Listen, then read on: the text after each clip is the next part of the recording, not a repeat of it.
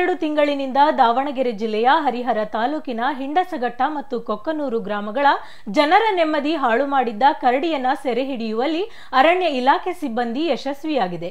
ಗ್ರಾಮಸ್ಥರ ಸಹಾಯದಿಂದ ಅರಣ್ಯ ಇಲಾಖೆ ಅಧಿಕಾರಿಗಳು ಕರಡಿ ಸೆರೆ ಹಿಡಿದಿದ್ದಾರೆ.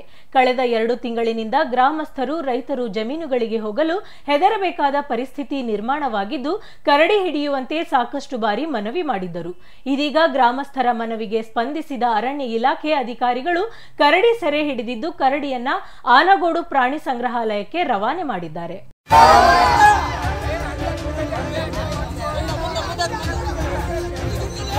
ಅಂತೂ ಇಂತೂ ಕೊಕ್ಕನೂರಲ್ಲಿ ಕಾಲ್ಡಿಸ್ತಾರೆ.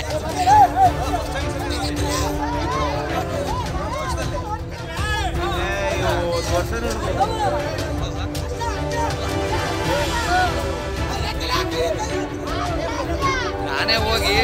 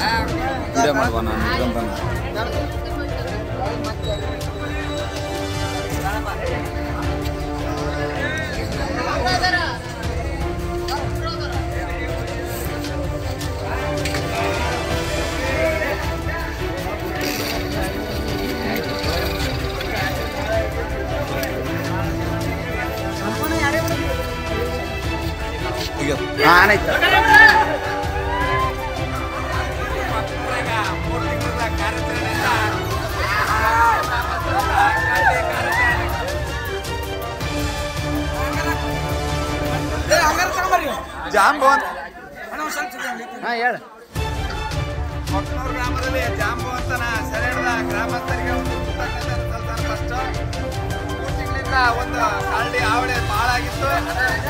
ಗ್ರಾಮದಾಗ ಒಂದು ಮಂಜುನಾಥ್ ಅಂತ ಬಟ್ ಕತ್ತರಿಸಿದಾರ. ಜಾಂಬವಂತ ಇದ್ಮೇಲೆ ನಮ್ಮ ಊರಿಗೆ ಯಾವುದೇ ಥರ ತೊಂದರೆ ಕೊಡಬಾರ್ದು ಅಂತಂದೇಳಿ ಅರಣ್ಯ ಇಲಾಖೆಗೆ ಒಂದು ಮನವಿ ಮಾಡಿ ಇದನ್ನ ಅವ್ರಿಗೆ ಒಪ್ಪಿಸ್ತಾರೆ.